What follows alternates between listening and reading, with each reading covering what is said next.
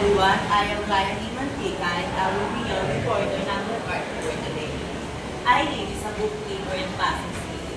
She has a monthly salary of $30,000 and she works 22 days with no overtime but receives a $1,500 life allowance.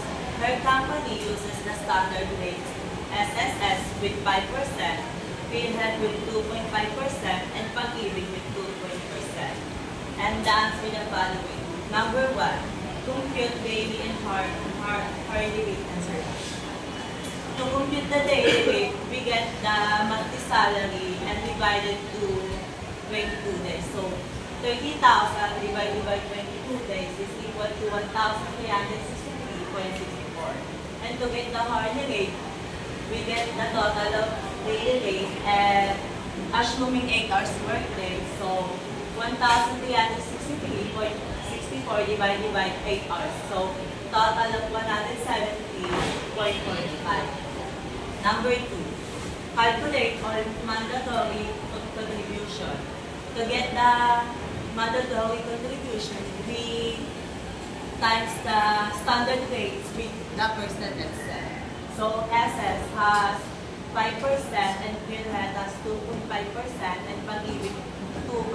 So, we get the monthly salary and times to standard rate. So, 30,000 times 0.05 is equal to 1,500. And PhilHealth is 30,000 times 0.025 is equal to 750. And Pag-ibig is 30,000 times 0.02 is equal to 600. But the Pag-ibig has a maximum, which is the 200. So the 600 is going to be 200. So the total is 2,450. Number 3, determine her gross pay and taxable income. Actually, sir, the taxable income has no wrong answer because the giving information is not say that the taxable didn't say the problem information that the girl allowance is non-taxable or taxable. So I use the taxable income. So the gross pay, we get the monthly salary, 30,000, then the nice allowance, which is the 1,500, and then plus. So equals to 31,500. So the taxable income will get the total of the gross pay, which is the 31,500. So number 4 is compute with the holding tax based on Drain Law. To get the answer of Drain Law, we're going to use the bracket.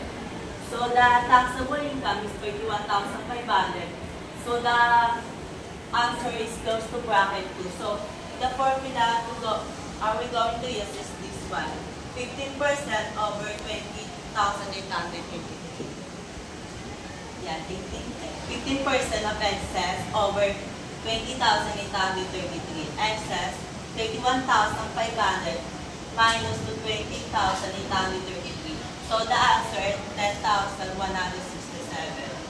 And 0.5 times 10,167, the total of the excess. And then the answer is 1,525.05. Number 5, compute total deduction and net pay. The total deduction that we're going to get is the total of mandatory, which is 2,450, and the withholding tax with 1,525.05. So the answer is 3,975.05. And that's all. Thank you for listening.